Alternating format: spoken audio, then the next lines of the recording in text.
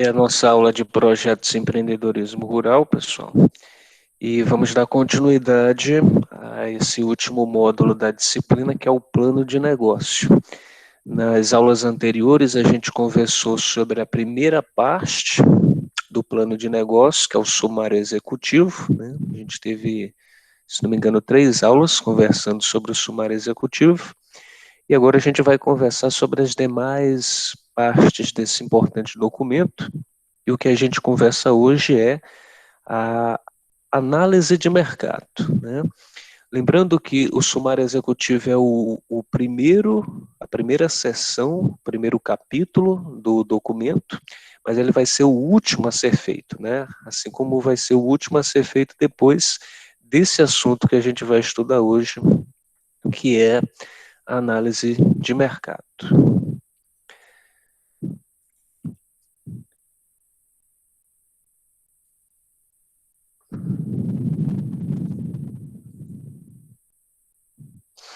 Bem, como o próprio nome já diz, né, o objetivo dessa seção do plano de negócio é justamente analisar o mercado, né, o local a qual a empresa está inserida, para poder levantar informações sobre a possibilidade do produto ou negócio dela conseguir ser viável, né? Nesse sentido, essa análise ela vai demandar de fato muito trabalho, muita pesquisa, para que a gente possa ter informações concretas, né, que possam evidenciar se a criação de uma determinada empresa em um determinado local, ela pode conseguir sua viabilidade, né?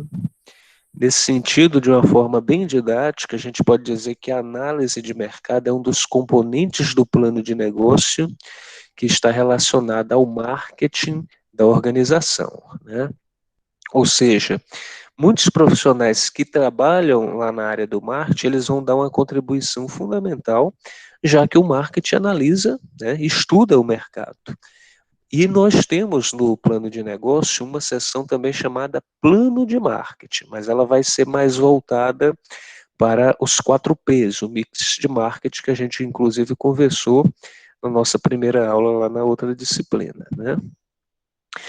Aqui ela apresenta o entendimento do mercado da empresa, né? Os seus clientes, os seus concorrentes e quanto a empresa conhece em dados e informações do mercado onde atua, né? Afinal, se eu pretendo abrir uma empresa, seja ela qual for, eu tenho que entender sobre aquele mercado a qual eu estou inserido, né? Eu preciso ter o máximo de informações e é por isso que eu tenho que ler revistas sobre o setor, visitar sites sobre o setor, ter contato e trocar informações com profissionais desta mesma área, né? Nesse sentido, a análise do mercado ela permite se conhecer de perto o ambiente onde o produto e serviço se encontra.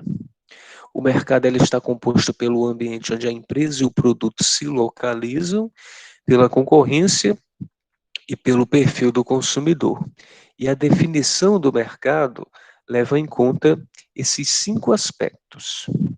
O primeiro, a análise da indústria do setor de atuação. O segundo, o estudo do consumidor final. O estudo dos clientes, o estudo dos concorrentes e o estudo dos fornecedores, né? Então, são 5 aspectos que a gente precisa se preocupar dentro da análise de mercado, porque muitas vezes há uma confusão de que a preocupação deve ser apenas com o cliente, né? Mas é muito mais além disso. Não adianta eu ter clientes se eu não tenho fornecedores, né? Ou seja, empresas que me vendem os insumos de produção que eu preciso para fornecer o meu produto, né? E eu vou deixar faltar o produto.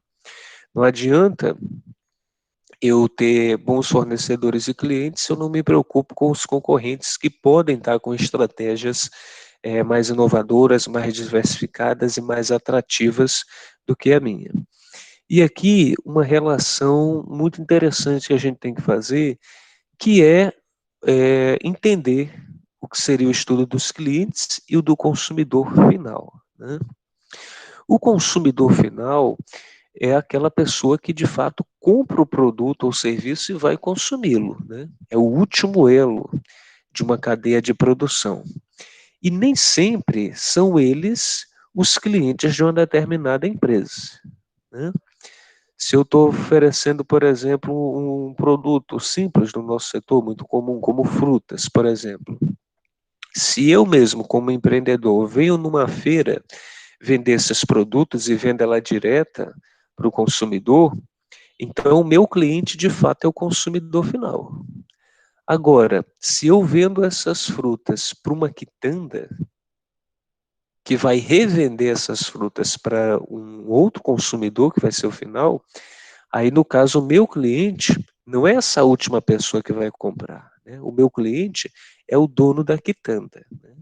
Então, quando se faz a criação de uma empresa, tem que entender bem quem se é de fato o cliente, porque nem sempre o consumidor final ele vai ser um cliente do produto ou serviço que você vai estar oferecendo no mercado.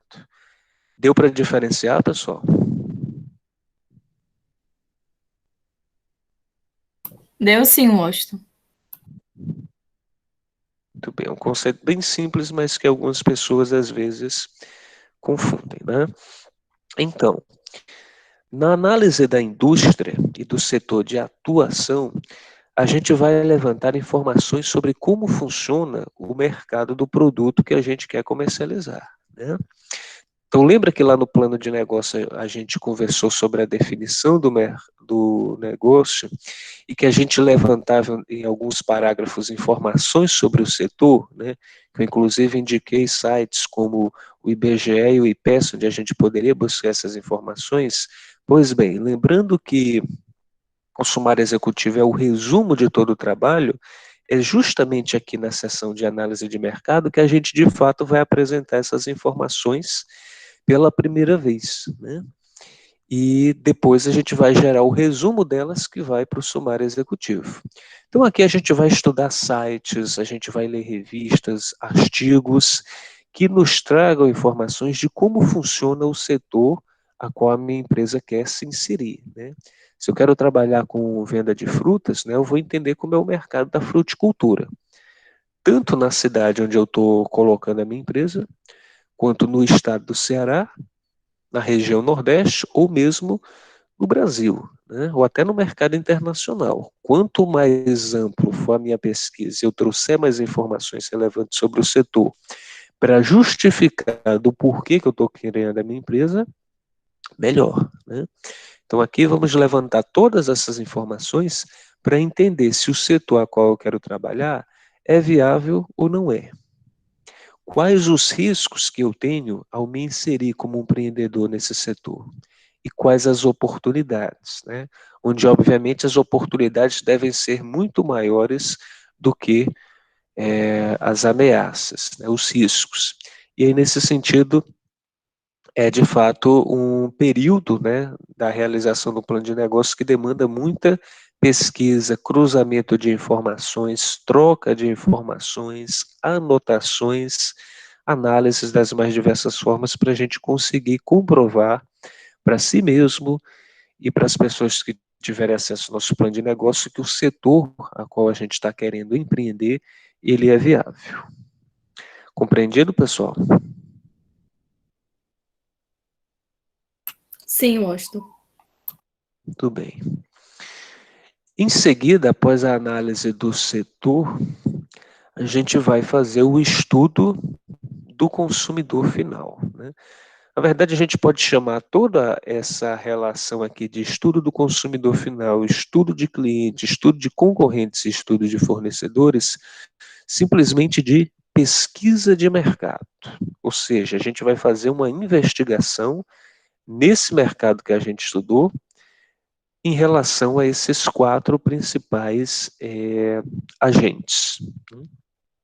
O estudo do consumidor final é entender quem é as pessoas que vão comprar o nosso produto ou serviço, né?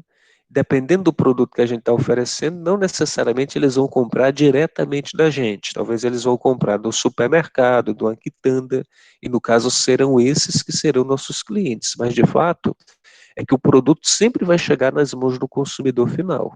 Então a gente não pode se preocupar apenas com os nossos clientes, a gente tem que saber também como é que funciona a cabeça do consumidor final. Nesse sentido, a gente vai abordar esses potenciais clientes de diversas formas, né? Telefonando, mandando e-mail, é, estando num supermercado, numa feira, por exemplo, a gente aborda e solicita que fazer algumas perguntas para ele, e ele vai nos responder com base em os interesses dele em relação ao produto que a gente quer colocar no mercado, né? Então, nesse sentido, essa pesquisa é muito importante para saber o que se passa na cabeça do consumidor, né? Sobre os preços dos produtos, sobre a qualidade dos produtos, sobre onde eles são oferecidos, sobre como que a gente poderia oferecer um produto que viesse potencialmente fazer com que ele seja um consumidor final do nosso produto. Talvez você já tenha passado por essa experiência ou não, de ter recebido, por exemplo, ligação telefônica de operadora do celular ou mesmo um e-mail, né, na caixa de e-mail de vocês, pedindo para que vocês pudessem responder alguma pesquisa, né? Isso é muito comum e se faz bastante, né? Mas nem sempre, às vezes, a gente tem essa oportunidade. E após a gente estudar o setor e o consumidor final, a gente vai estudar os clientes, os concorrentes e os fornecedores, né? Com relação ao estudo dos clientes, a gente considera uma das etapas mais importantes da elaboração de um plano de negócio, pois ela vai identificar o perfil de nossos clientes, levando em consideração que consumidores não compram apenas produtos ou serviços, né, mas também compram soluções para algo que precisam. Em outras palavras, né, suponhamos aqui no exemplo que nós somos uma empresa que vai trabalhar com a fruticultura, com a venda de frutas, né? E os nossos clientes são, por exemplo, quitandas, supermercados e alguns feirantes. Cada um desses clientes, eles vão ter um perfil diferente. O feirante, por exemplo, vai ter uma renda mais baixa do que a quitanda, que efetivamente também vai ter uma estrutura muito menor do que um supermercado. Então, a forma de eu abordar cada um vai ser diferente. Eu posso, inclusive, trabalhar com preços diferentes para esse público adquirente, né? Posso vender num preço mais barato para o feirante, que eu sei que ele tem mais dificuldades do que diz respeito ao trabalho, à geração de renda. Posso trabalhar com um preço maior com os supermercados, uma vez que normalmente os supermercados trabalham com um contrato, né, justamente para que eles garantam que não falte produto toda semana. Então, existem estratégias mercadológicas que a gente pode adaptar de acordo com o cliente que a gente está trabalhando, né? Eles poderão ter interesses diferentes, né? Eu posso ter um supermercado que quer comprar de mim e pagar apenas uma vez por mês, enquanto o outro vai tá pagando toda semana, assim que eu entrego. Eu posso ter cliente que vai estar realizando as suas compras e pagando por transferência bancária, enquanto outros eu vou estar recebendo em dinheiro, enquanto o outro vai estar pagando só com cartão de crédito, né? Ou seja, a forma de relação de cliente e fornecedor do produto, ela vai variar bastante, né? E eu, como empreendedor, vou ter que me adaptar a como que o cliente quer realizar a sua relação comercial, né? Não adianta, não, eu só trabalho com dinheiro físico, né? Se eu fizer isso, né, eu posso ter o direito, sim, de optar por trabalhar dessa forma. Mas um determinado cliente, ele pode optar por não comprar de mim, né? Para ele, não se trabalha com dinheiro físico, né? Entre outras situações que ele pode exigir que eu esteja em desacordo. Então, nem sempre O empreendedor que está iniciando no mercado, ele pode colocar a oferta do seu produto da forma como ele bem quer, né? Ele tem que se adaptar ao que os clientes estão exigindo.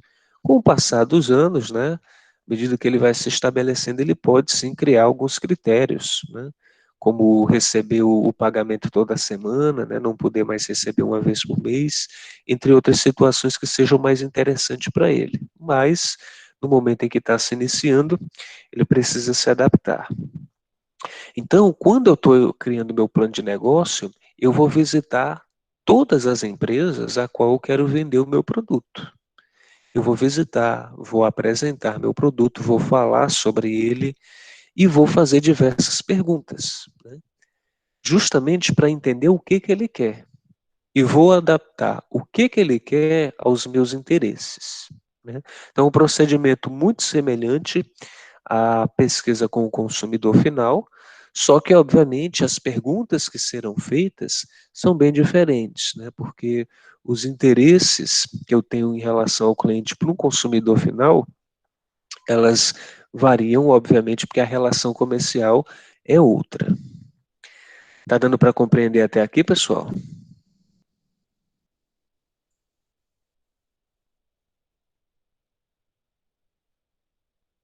Tudo bem. Então agora a gente vai falar sobre o estudo com os concorrentes, né? Agora já é diferente. Eu não vou visitar o concorrente e dizer, olha, eu estou criando um produto para concorrer contigo. Não, a gente não faz isso. A gente pode, nesse estudo, aprender lições importantes ao identificar os principais concorrentes e observar sua atuação no mercado, né? E aí a gente examina seus pontos fortes e pontos fracos na busca de satisfazer as necessidades dos nossos clientes, né? Voltamos, por exemplo, da fruticultura. Eu quero vender frutas, quero conseguir um contrato com o supermercado. Suponhamos que esse supermercado tem dois fornecedores, né? Só que eu descubro, na minha conversa que tive na pesquisa com o cliente, que um desses fornecedores ele atrasa bastante a mercadoria, né? É para chegar de manhã cedo, aí já vai chegar meio-dia e, obviamente, que se perde vendas com isso. Então, eu observei aí um ponto fraco no meu concorrente, que pode ser uma potencialidade para mim, né? Eu cumprir o horário, eu vou tá me colocando mais forte e competitivo do que esse meu concorrente. E o outro concorrente que eu descubro que esse supermercado tem, eu descubro que ele coloca um preço mais caro do que o que eu posso oferecer, né? Eu poderia oferecer um produto mais barato do que o dele. Então, nesse sentido, eu descobri um outro ponto fraco dele que vai fortalecer a possibilidade de eu conseguir esse contrato com o supermercado, né? Se eu tiver condição de oferecer a mesma quantidade de produto que os dois atuais fornecedores, então nesse sentido eu teria um produto que chegaria mais cedo, ou seja, no prazo que o cliente quer e com um preço ainda mais barato, né? Então é muito importante a gente olhar para o concorrente para que a gente veja o que ele está fazendo de errado e a gente evite fazer, né?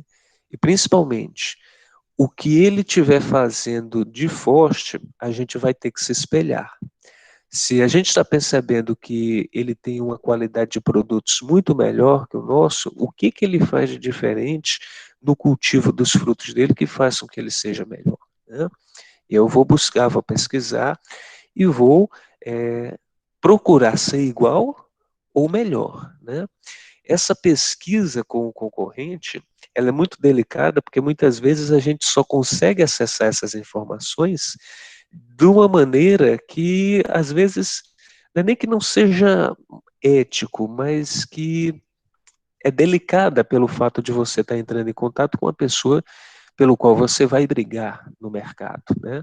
Então o que acontecia bastante no passado, as pessoas se fingiam ser clientes das outras, né? Então, se eu vou concorrer com um fornecedor de frutas para o supermercado, eu poderia fingir que sou um dono de um comércio e faria uma ligação para essa pessoa, para esse concorrente, buscando informações, né? Qual é o prazo da sua entrega, por quanto que você vende, para buscar ter todas as informações. E depois eu sumia. Só que nessa situação sempre acontecia depois do concorrente descobrir, né, que isso acontecia. Então, não é a estratégia que é utilizada mais hoje em dia, né? Normalmente se faz a pesquisa, o estudo com o cliente, e esse cliente a gente tenta arrancar dele informações que a gente consiga caracterizar o nosso concorrente, né? Esse é o método mais adequado. Mas também tem, dependendo do negócio, tem também um método chamado benchmarking, que esse é muito utilizado, que é o fato da gente visitar informalmente uma empresa se passando por cliente, né? Isso acontece muito nos supermercados, né? Supermercados, por exemplo, que competem para ter os produtos mais baratos, enviavam seus funcionários, né, para o outro supermercado só para ele ir lá olhar como é que está o preço da mercadoria e depois informar, né, para ver as alterações que deveriam ser feitas no supermercado vizinho. Isso era feito de uma forma muito livre no passado, né? As pessoas, inclusive, às vezes levavam câmera fotográfica, levavam um caderninho, ficavam anotando, mas aí com o tempo as empresas começaram a perceber, e toda vez que tem alguém tirando foto de produto ou vê com um bloco de anotações, já vai conversar com essa pessoa e pede para se retirar, inclusive pode ser uma das regras, né? Cláusulas de possibilidade de você não estar no lugar, dependendo do interesse do estabelecimento, você não está utilizando nenhum método que possa prejudicar a concorrência, né? Então, se você um dia for tirar a foto de produto seu em um supermercado, por exemplo, você pode sim ser chamado a atenção, e tem supermercado que inclusive exige que você apague as fotografias, né? Porque ele está em todo o direito jurídico de questionar o método que está sendo utilizado. Então, hoje, mais comumente, as pessoas que vão fazer isso, elas passam um tempão, né, apreciando os produtos, memorizando, né, ou mexendo no celular, que é muito comum que a gente faz, aí nessa mexida de celular você abre ali um aplicativo de bloco de notas e coloca a informação, e às vezes até compra um produto, né, para fingir que é um cliente mesmo. É uma estratégia que é bastante utilizada. E no estudo dos fornecedores, né, a gente vai pesquisar o mercado fornecedor, que compreende as pessoas e empresas que irão fornecer as matérias-primas e os equipamentos utilizados para a fabricação ou venda de bens e serviços, devendo este estudo ser feito um levantamento de quem irá fornecer todos os insumos necessários ao processo produtivo, né? Essa é uma etapa também muito importante e delicada, pessoal, e que demanda muito tempo, né? Porque dependendo do tipo de empresa que eu estou criando, eu vou precisar de muitos fornecedores, né? Pegando esse exemplo de uma empresa de fruticultura, né, de uma fazenda de fruticultura, eu vou precisar, por exemplo, desde o básico, né, sementes, defensivos agrícolas, corretivos de solo, máquinas, mecanismos, implementos agrícolas, e a gente está falando só da parte do campo, né? Quando a gente fala de segurança do trabalho, a gente precisa fornecer luvas, viseiras, capacetes, botas para os nossos trabalhadores. A gente precisa de material de escritório, né? Papel, softwares, canetas, né? Ou seja, há uma série de produtos que a gente vai precisar para manter a empresa funcionando. E para cada um desses produtos, a gente pode ter uma grande quantidade de fornecedores, né? Para fornecer o material de escritório, eu posso ter um, dois, três fornecedores. Para fornecer o material da limpeza, um, dois, três fornecedores. Da mesma forma, do material que a gente precisa lá para a produção no campo, né? E o ideal é justamente isso, a gente não pode ter apenas um fornecedor, a gente tem que ter pelo menos contato com dois ou três. Por quê? Se um dia eu só tenho um fornecedor e esse fornecedor ele quebra, a empresa deixa de existir, ou os produtos deles se tornam mais caros, então eu tenho que ter um outro fornecedor que me dê suporte de imediato, né? Eu não espero que um problema aconteça com um dos meus fornecedores para eu ficar sem insumo para poder trabalhar, né? Eu preciso estar entrando em contato aí com pelo menos 2 ou 3 fornecedores, de forma que eu consiga garantir que nunca falte os insumos que eu preciso para manter a minha empresa funcionando. Compreendido, pessoal?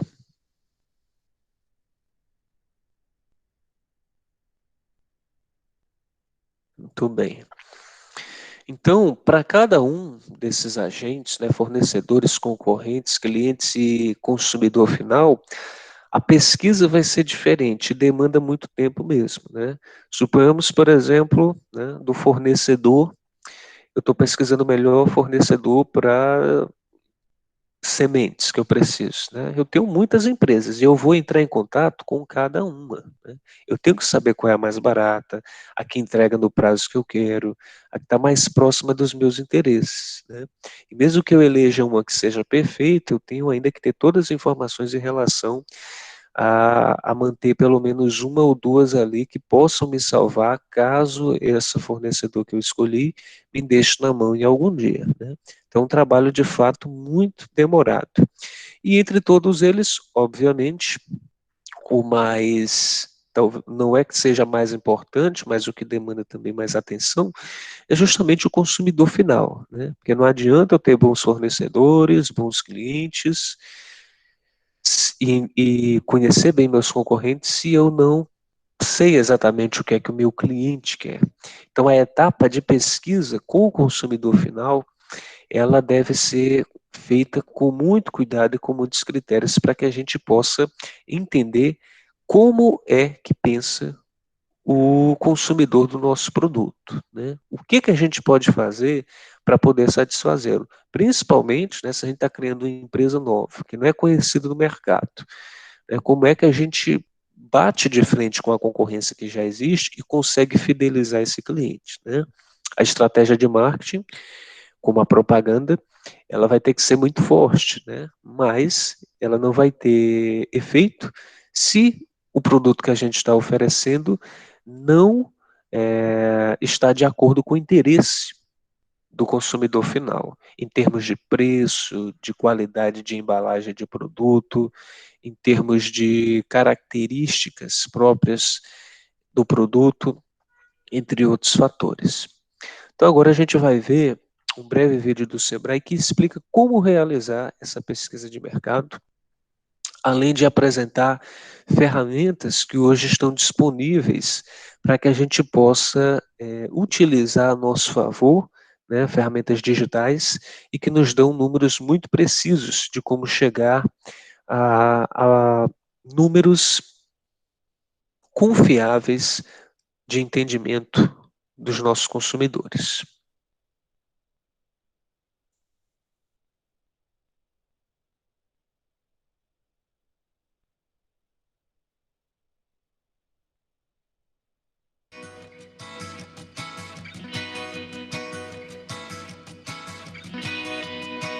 Todas as decisões relacionadas a novos empreendimentos contêm certo grau de incerteza. Por isso, é importante que o empresário conheça bem o mercado de atuação. Para isso, pode-se utilizar a pesquisa de mercado. Mas o que é essa pesquisa e como realizá-la? A pesquisa de mercado visa orientar o empreendedor na definição das estratégias empresariais. Ela pode ser realizada por meio da coleta de dados primários, ou seja, diretamente com o público-alvo, como em entrevistas presenciais e questionários online, e também por meio de análise de dados secundários, quer dizer, já existentes como pesquisas do IBGE ou de instituições setoriais. A internet é uma grande aliada do empresário que conta com ferramentas gratuitas que permitem conhecer melhor o mercado, como, por exemplo, Google Trends, Google Analytics e Facebook Insights. Com o Google Trends, o empresário insere um termo e vê o interesse dos internautas. Assim, fica sabendo o quanto as pessoas se interessam por tal produto. O Google Analytics permite conhecer melhor o público que acessa o site da empresa, quantos visitantes, tempo que permanecem no site, cidade de onde acessam e comparar o desempenho com sites similares. Já o Facebook Insights permite entender o perfil de público que acessa uma página no Facebook e comparar o desempenho dela com os concorrentes. Compreenda que as formas convencionais de realizar a pesquisa de mercado são relevantes para qualquer negócio.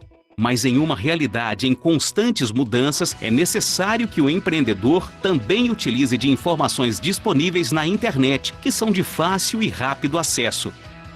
O Sebrae também fornece diversos conteúdos para te ajudar na elaboração de uma pesquisa de mercado, tais como cartilhas e artigos online gratuitos. Você pode conferir todo esse material no portal Sebrae.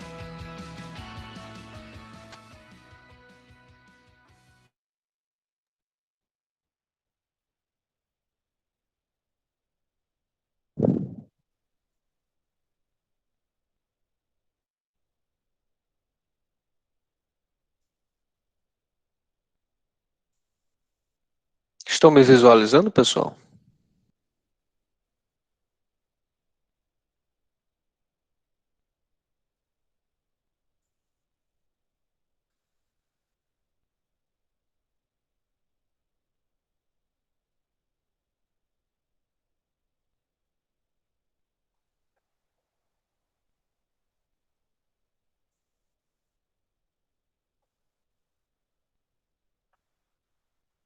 Pessoal?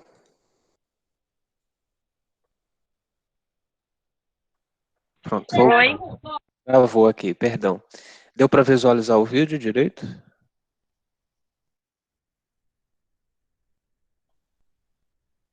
Deu, né? Muito bem, então foram elencadas ali duas ferramentas, né, de duas gigantes da tecnologia que a gente conhece, que ajudam bastante, né? Mas ajuda para um produto que ele vai percorrer o Brasil, tem uma grande capacidade de ser absorvido, né? Se a gente pensar em produtos do nosso setor, por exemplo, a gente não vai ter tantas informações detalhadas como a gente precisa para poder se situar em uma cidade como a nossa, né? Então, por exemplo, pelo senso comum, eu posso dizer que montar um frigorífico aqui na cidade é um negócio viável, né? Porque todo mundo consome carne, né? Seja de gado, seja peixe, seja frango, seja suíno, né? A não ser que a pessoa seja vegetariana ou vegana, né? A gente sabe que o número dessas pessoas é bem menor ao consumidor, mas isso é senso comum, né?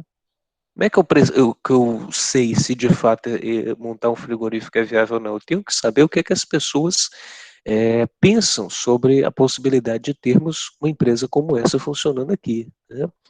Se nós temos carência, ou seja, falta desse produto aqui no mercado local, se os preços, né, eles podem ser melhores do que o dos atuais frigoríficos que existem, né? E eu só vou fazer isso se eu pesquisar, eu consultar as pessoas, né? Consultar principalmente o consumidor final, aquela pessoa que pode lá estar comercializando, estar comprando, aliás, o meu produto no futuro, tá? Então, para a gente entender melhor essa relação, vamos fazer aqui uma rápida atividade prática, né? Eu estou simulando a seguinte situação, né? Eu olhei aqui para a cidade de Jaguaruana e visualizei que a gente não tem, por exemplo, uma floricultura, né? Talvez eu não tenha também aí em Palhano, é difícil a gente encontrar esse empreendimento em cidades menores, né? Mas pode ser que seja um negócio que seja viável. Então, eu vou colocar para vocês agora um exemplo, né, do que seria uma pesquisa de mercado sendo aplicada com clientes, né? Nesse sentido, vocês vão se colocar no papel de possíveis consumidores e vão responder a um formulário que faz questionamentos sobre a intenção de compra desse produto, tá? E aí eu peço que vocês fiquem bem à vontade, como não é uma pesquisa oficial, vocês podem, inclusive, colocar informações que não condiga com a realidade. Por exemplo, né, uma das perguntas é em relação à renda de vocês, né? Eu acho que a maioria aqui não trabalha, né, não faz parte da economia ativa. Então, nesse sentido, você pode simular, né? Você pode escolher se ganha menos de um salário ou acima disso, tá? Você pode escolher qualquer informação que não tem problema a gente fugir desse aspecto, já que não é uma pesquisa verdadeira. Deu para compreender?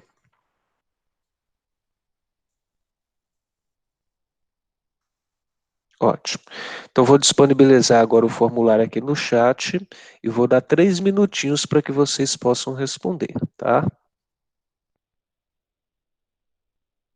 Podem acessar e responder.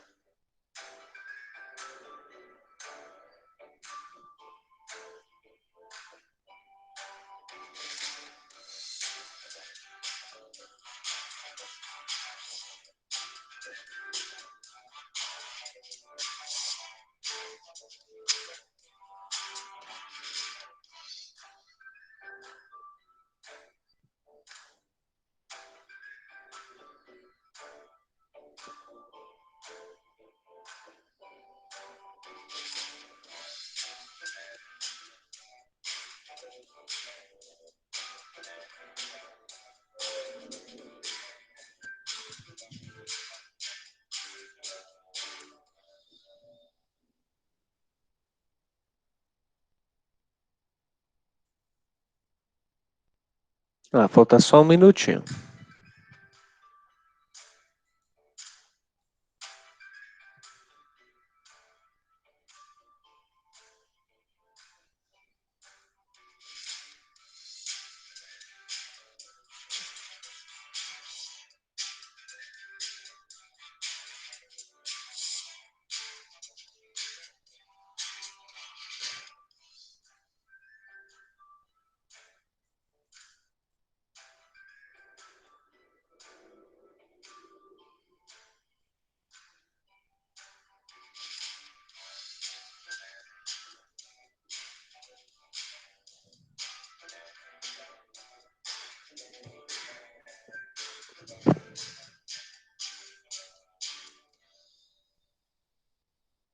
Ok, 3 minutos, encerrado.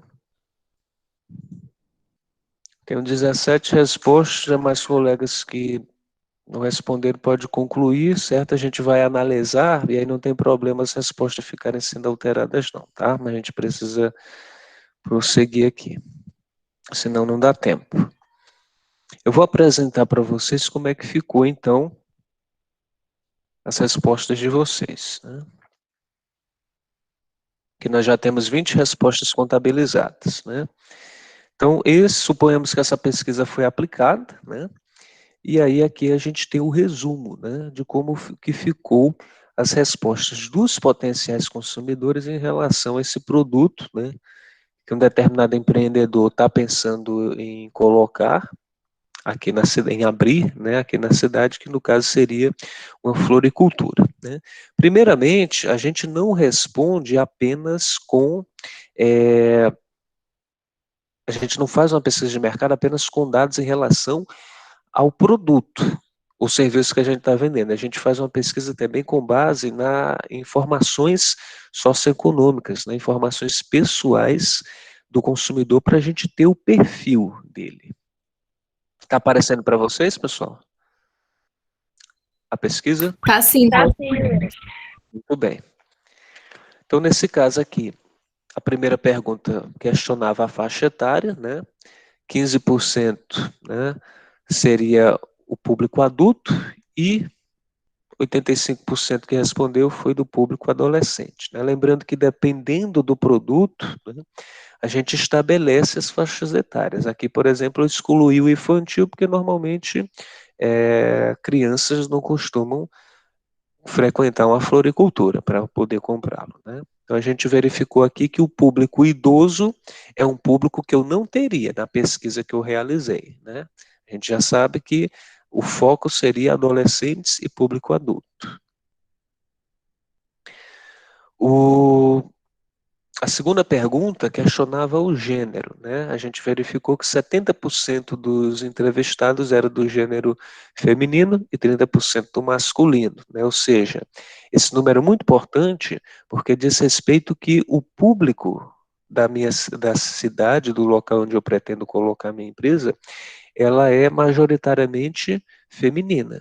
Efetivamente, eu vou ter que direcionar minhas campanhas de marketing, de promoção do produto, em maior grau voltado para as mulheres, porque ela é um público muito maior do que o masculino.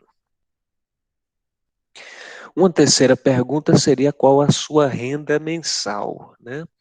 E aqui 75% disse que ganha abaixo de um salário mínimo, enquanto 25% disse que ganha um salário mínimo, né? Nesse sentido, a gente vê que a renda aqui ela é razoável, né? Quem ganha abaixo do salário mínimo normalmente não trabalha formalmente, né? Então, nesse sentido, eu não posso trabalhar com valores muito altos para os meus produtos, né? Já que ninguém do público entrevistado disse que ganha acima de um salário mínimo, né? Então, eu tenho que trabalhar com produtos que sejam acessíveis ao poder de compra da localidade a qual eu estou inserido. Então, essa informação aqui já me dá uma boa noção que eu vou ter que lembrar quando for precificar os meus produtos, né? Eu vou ter que ter produtos mais baratos. A quarta pergunta questionava se você costuma comprar flores, né? Metade disse que sim, 50% disse que não, né?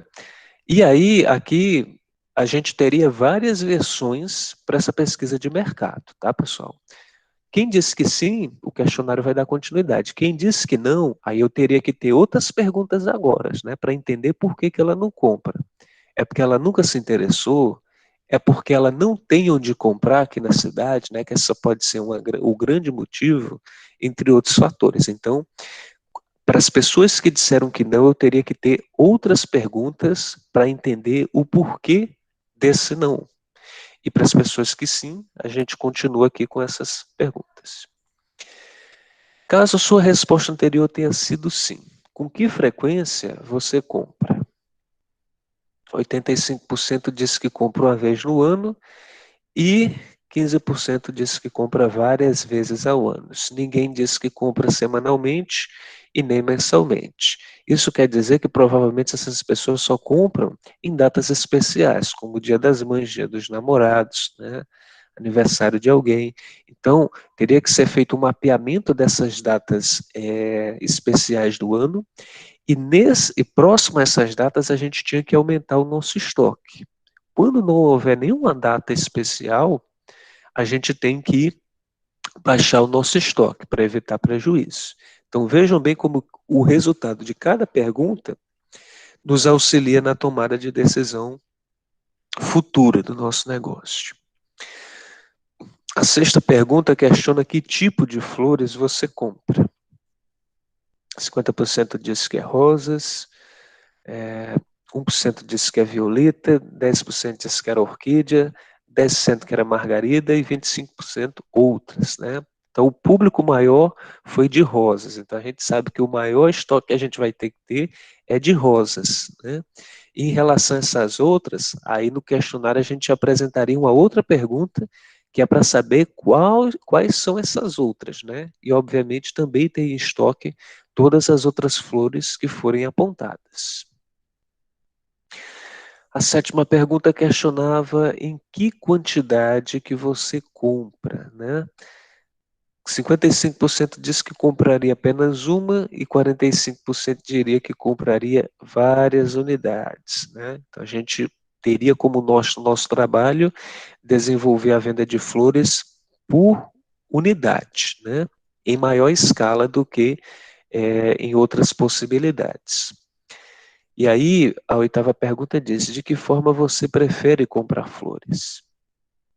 35% diz que compra em unidades individuais, 25% em buquês, 1% na forma de coroas e 7% em arranjos ou vasos. Então vejam como o público ele se distribui bastante aqui, tanto em que tipo de flor é comprada, tanto na forma como ela é comprada, né?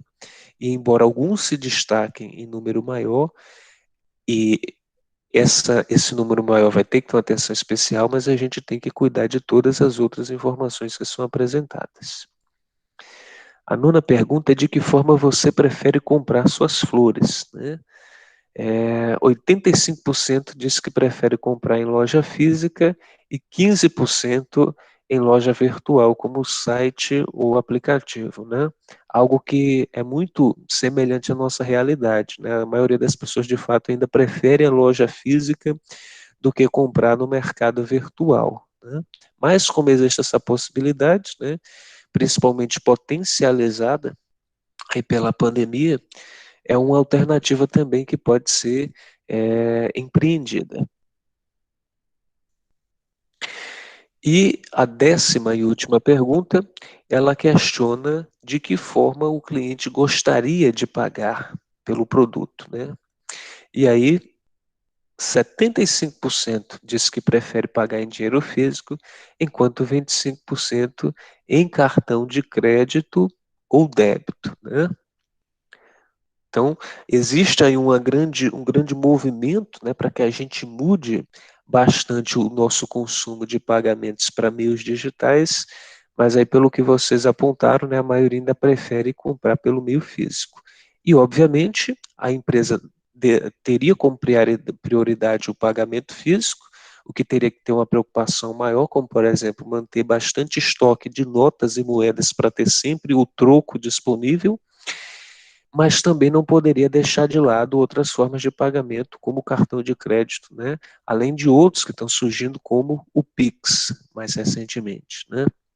Então, nesse sentido, veja como em 10 perguntas a gente conseguiu traçar diversos fatores para o lançamento do nosso produto ou serviço, da nossa empresa, né? A gente conseguiu verificar que temos sim pessoas que querem comprar flores, nós vemos que tipos de flores elas querem comprar, nós vimos qual a forma a qual elas preferem, como elas preferem pagar, a frequência com que elas costumam pagar.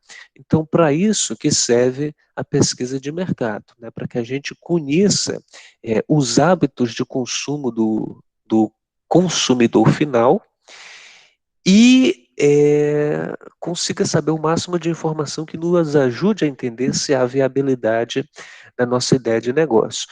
Isso aqui que a gente fez é muito simples, né? Foi algo muito simplificado, como eu falei anteriormente. Se a pessoa dissesse não, são apresentadas outras perguntas e a gente teria muito mais outras informações, como, por exemplo, até qual valor ela estaria disposta a pagar por um determinado tipo de flor, se prefere compras que são entregues em casa ou buscadas lá mesmo, quais outros tipos de produtos adicionais, como, por exemplo, cestas de aniversário, cestas de datas especiais como casamento, Dia das Mães, como é que elas deveriam ser confeccionadas, o que, que teria dentro, chocolate, urso de pelúcia, esse tipo de coisa.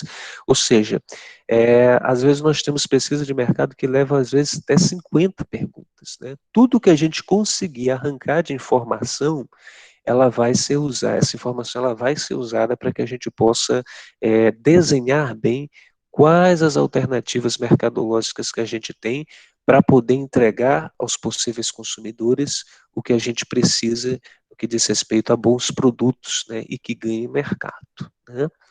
Isso foi um exemplo bem prático de como isso funciona e de como as informações elas são usadas. Ficou tudo claro, pessoal? Alguma dúvida?